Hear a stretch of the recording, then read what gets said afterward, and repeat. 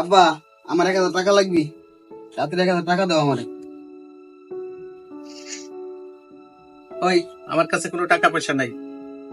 আমি গুরুত্বপূর্ণ একটা বই পড়তেছি। আর 1,000 টাকা দিয়ে তুই করবি নাকি? হ্যাঁ, যা সর, পেশাল করিস না, সর। বললাম একটু কাজ আছে, তাড়াতাড়ি টাকাটা দাও। বন্ধু বন্ধু পয়েন্ট করতেছে, টাকাটা লাগবে, টাকাটা দাও। এই, তোর কোনো লজ্জা শরম নাই? এত করে বললাম যে আমার কাছে কোনো টাকা পয়সা নাই। এত বড় দামড়া ছেলে, এখনো বাপের কাছে টাকা পয়সা চাস? এত করে বললাম যে একটা কিছু কর, সেই কথা তো তোমার কানে যায় না। বাদামে পোলাপান কোথাকার। তোমার এত করে বললাম 10 লাখ টাকা দাও, ব্যবসার মধ্যে কিছু একটা করি, তাও তো দিলা না। তাহলে আমি কি করে খাবো শুনি? সব পুরুষ খেলে আমারই হয়। তোমারে আমি দেবো 10 লাখ টাকা ব্যবসা করার জন্য। 2 দিন পরে দেখা গেল আমার আমসালা দুইয়ে গেল। এর চেয়ে ভালো তুমি বিদেশ চলে যাও। ওই পাড়ার জামান সাহেব বিদেশ থেকে আসছে, তার সাথে আমার কথা হয়েছে, তোমারে বিদেশ পাঠাই দেবো। বিদেশ যাও, বিদেশ যায় কামাই করে খাও, তোমার বাড়ি থাকার দরকার নাই। হ্যাঁ, যাবানি বিদেশে, তুমি যা ভালো মনে করো। এখন আমার 1,000 টাকা দাও, আমার কাজ আছে।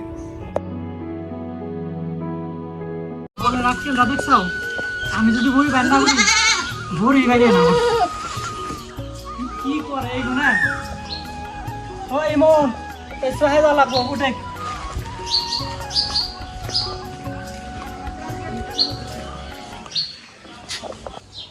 কিরে কথা হস না, তাড়াতাড়ি উঠে। দূর ছল হইতি না হইতি ডাঁটাই শুরু হয়ে যায়। সব সাথে ডাক মারতে যাও কে? কে এসে কও কি কবে? ভেলা বাজারটা তোর আনো সল হয়ে নাই। কইলাম যে ভুট্টা ভুট্টা পাইয়ে গেছে, রোদ উঠা আগে ছিঁড়ে নিয়ে আসি। ধরো তুমি যাও, আর বুট্টে বুট্টে সেরা কাজে আমার ঘুম ধরছে, আমার ঘুমানো লাগবো। ওই আমি গেলাম, তাড়াতাড়ি আসিস। সল দিয়ে কিলো এটি পাও করে। কিরে কথা বলছ না কেন? এখানে কি আমার চুপ করে বসে থাকা ডাক দেন তো? কি কি তাড়াতাড়ি কর, আমার বাড়ি কাজ আছে। কি আর বলবো, সারাদিন সবাই কথা শোনে, তুইও না একটু শোনা। কিরে এমন, তোর কি কোনো সমস্যা হয়েছে? আর সমস্যা, বাড়িতে থাকলে আব্বা খালি ক্যাস ক্যাস করে। আব্বারে বললাম কিছু টাকা দাও, ব্যবসা বাণিজ্য করি, বলে টাকা নাই। আবার সারাদিন কিছু না করলেও ক্যাস ক্যাস করি। আমি আছি একটা মহা ঝামেলার মধ্যে, আর ভাল লাগে না রে। কি বলবো বন্ধু, আমার তো সেম সমস্যা, বুঝছিস? আব্বার কাছে ব্যবসা করার জন্য 10 লাখ টাকা দিয়েছিলাম, দিল না। আমার টাকা দিলে আমি বলে টাকা সব ভেঙে ফেলাবো। আব্বা আজকে সকালবেলা গল্প করলো আমার বিদেশ পাঠাই দিবে। ওই পাড়া জামান কাকা বলে বিদেশ তাইছে, বিদেশে বলে লোকজন নেয়, আমারও বিদেশে পাঠাই দেবো। যাক, বিদেশ চলে যাবো, দেখে তো কিছু করতে পারলাম না, বিদেশে যাই। কি খবর বাতি যারা, কেমন আছো তোমরা? লাস্ট যখন বিদেশ গেছি তোমাকে এতটুকু বাচ্চা দেখে গেছি, এখন তো অনেক বড় হয়ে গেছো। আলহামদুলিল্লাহ কাকা, ভালোই আছি, বসেন। আপনার কথা ইমন রে পেশা করবে লাগছিলাম, আপনি বলে বিদেশে লোক দিতেছেন। হ্যাঁ, নিতেছি আর কি। আমার দ্বারা যদি 5টা লোকের উপকার হয় তাইলেই আমার শান্তি। তোমার বাপের সাথে গতকালে আমার কথা হয়েছে, আগামী 2 মাসের ভিতরে তোমার বিদেশ নিয়ে যাইতেছি। বাতিজা, তোমার বাপের নাম জানি কি? কাকা, আমি রহিম মিয়ার ছেলে, আপনি আমার চিনেন নাই? বাতিজা, তোমার রাইখে গেছি এতটুকু, তুমি যখন অনেক বড় হয়ে গেছাও, তা কি কাজকর্ম কিছু করতে চাও নাকি, নাকি ঘুরে খাইতে চাও? আর কাজ বাস কি আর করবো কাকা, সেটাই ভাবতেছি। দেশের যা অবস্থা, কি আর করব, বাপের গাড়ি বসে বসে খাইতেছি। হাই হাই, কি কাও? আমি থাকতে তোমরা বেকার বসে রয়েছাও, সেটা আমার আগে বলবা না? তোমরা মিয়া শিক্ষিত সল্পা, এই দেশে পড়ে থাই, হ্যাঁ তোমাকে যোগ্য সম্মানটা তোমরা পাইতে চাও না। এসে ভালো তোমাকে বিদেশে পাঠাই দিই, বিদেশে যাইয়া এসির ভিতরে কাম করবা। কাকা কি আর বলবো, বিদেশে যাওয়া কি কম টাকার ব্যাপার? আমার বাবা সামান্য গরিব মানুষ, এত টাকা গন্তে জোগাই দিবি? তুমি বাতিজা শিক্ষিত বলা পার, তোমারে কইলে তুমি হিসাবটা বুঝবা। বিদেশে যায় দিনে মাত্র 8 ঘন্টা ডিউটি করবা, মাস শেষে দেখবা তোমার বেতন উঠতেছে প্রায় 1.5 লাখ টাকা। তুমি খালি কষ্ট করে তোমার বাপের কাছ থেকে মাত্র 5 লাখ টাকা না আমারে দাও, তোমারে আমি এই যে রাব্বির সাথে বিদেশে পাঠাই দেবো।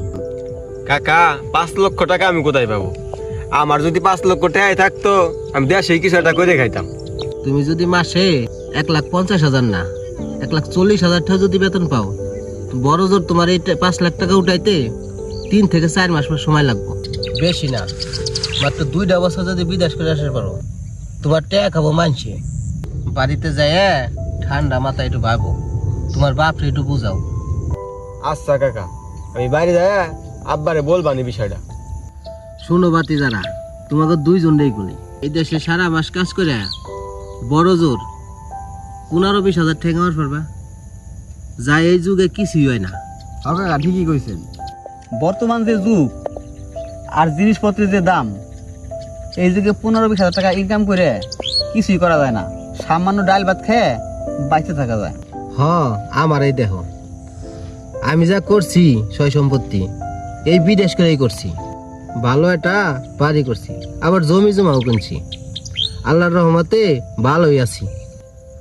তোমরা বাতি যারা আমার এলাকারই লোক, আমি চাই তোমরা সচ্ছলভাবে জীবনযাপন করো। হ কাকা, আপনি তো আর আমাকে খারাপ বুদ্ধি দিবেন না। আচ্ছা বাতি যারা, তোমরা তাই ভালো থাকো।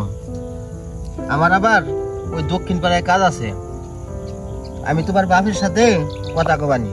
আর ইমন, তোমার বাপের কাছে যা বইলো বিষয়টা, ঠিক আছে? তাই ভালো থাকো, আমি আসি। আচ্ছা কাকা।